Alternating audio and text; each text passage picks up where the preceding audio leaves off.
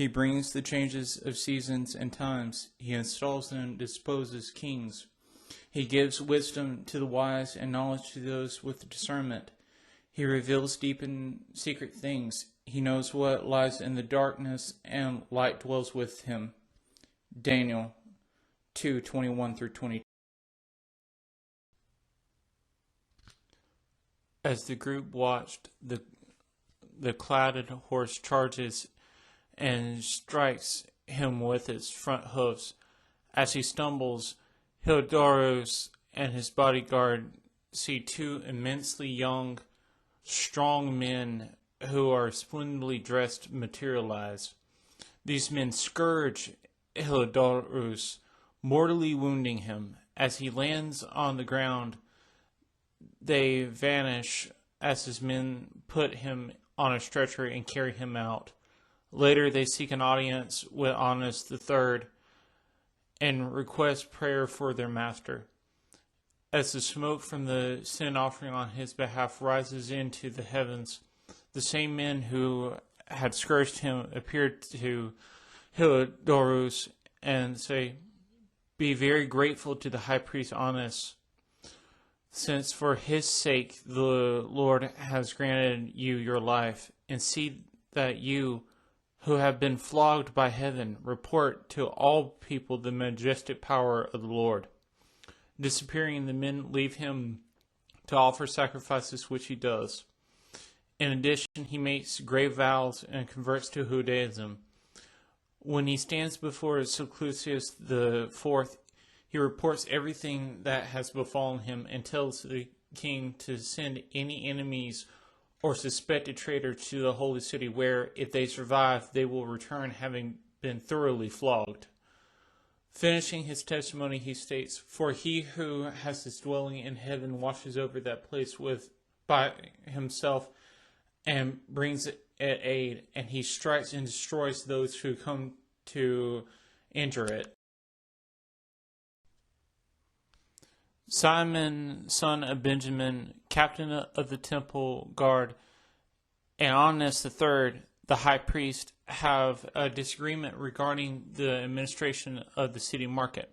Out of spite, he tells a rumor to Governor Apollonius of Syria and Phoenicia that the temple treasury has an immense amount of gold and silver, which is not in any way connected to the money for the sacrifices.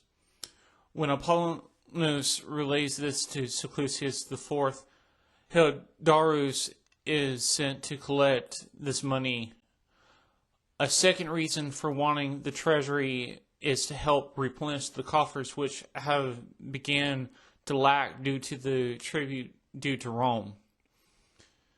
Under the guise of inspecting forts and towns, Hildaros and his army marched towards the holy city. Upon reaching the city, he learns from Annas III the $367,500,000 in gold and $9,014,400 in silver, which he has come to collect, is for the use of Social Security and funds from Hyrcanus, the son of Tobias, the latter being a prominent man of the city. The amount had been exaggerated by Simon, yet the royal decree could not be disregarded. Hildaros set a date for it to be collected. During the intermediate days, the masses of the city mourn in sackcloth and spend time in prayer and mass. On the preset day to collect the total,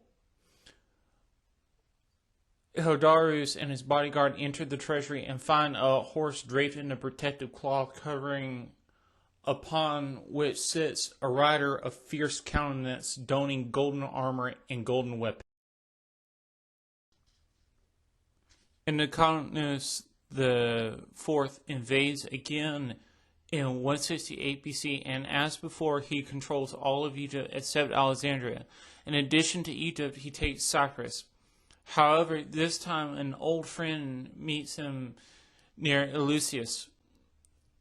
When he was a prisoner in Rome, Antiochus IV had made friends with Gaius Publius Leonas. This meeting, though, is on political diplomacy. At the time when Antiochus approached Ptolemy and meant to occupy a fort town in the eastern delta, Gaius, the Roman commander, on Antiochus greeting him from a distance, and then holding out his hand, handed to the king, as he had it by him, the copy of the Senatus Constitutum, and told him to read it first, not thinking it proper, as it seems to me to make a conventional sign of friendship before he knew if the intentions of him who was greeting him were friendly or hostile. But when Antiochus, after having read it, says he would like to communicate with his friends or advisors about this matter, Publius acts in a manner which was at the time thought to be offensive and exceedingly arrogant. He was carrying a stick cut from a vine, and with it he draws a circle around Antiochus and tells him he must remain inside the circle until he gives his decision about the contents of the letter. The king is astonished at this authoritative proceeding, but after a few moments' hesitation, says he would do all that Rome demands. Upon this, Publius and his fellow countrymen all grasp him by the hand and greet him warmly. The letter orders him to put an end at once to the war with Ptolemy.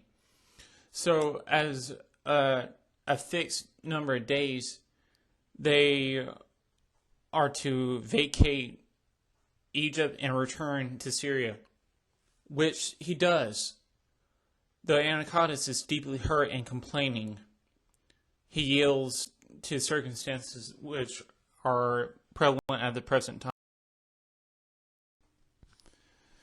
It is relayed to Antiochus IV in such a way as to make it seem that the people of the holy city are agents of the Egyptians and are against him only due to him being opposed to their party. The result is a massacre of innocent people who prove that Melnius had desecrated the temple and broke Torah. This sounds like so many politicians today. In 167 BC, pagan worship is being enforced on penalty of death. Antiochus IV erects an altar and idol of Zeus in the area where the brazen sea of the first temple had stood, and has pigs sacrificed upon the altar of burnt offering, thereby desecrating the temple. Furthermore, he outlaws Judaism and all traditions and customs. Many devout Jewish men and women become martyrs rather than bow to the orders of the tyrant.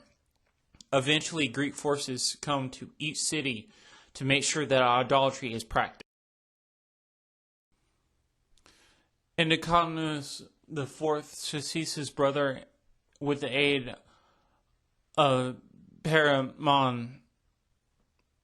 Meanwhile, Honest III, son of Simon II, the high priest, is replaced with his brother Jason by Antiochus IV.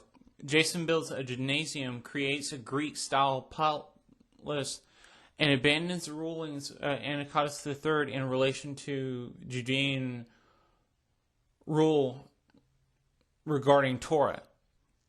In 173 BC, Antiochus IV pays the remaining portion of the tribute due to Rome in accordance to the terms of the Treaty of Epiphanes. This tribute called for $13 million yearly for 12 years after the initial $49 million was paid by Antiochus III. Due to some of his predecessors paying and others not, Rome forces him to pay the remaining tribute. Milanus bribes Antiochus IV to replace Jason with himself as a high priest in 171 BC. Menelaus forfeits the sacred vessels of the temple. Onius III rebukes him and flees to Daphne, a suburb of Antioch. Menelaus has him killed outside the suburb.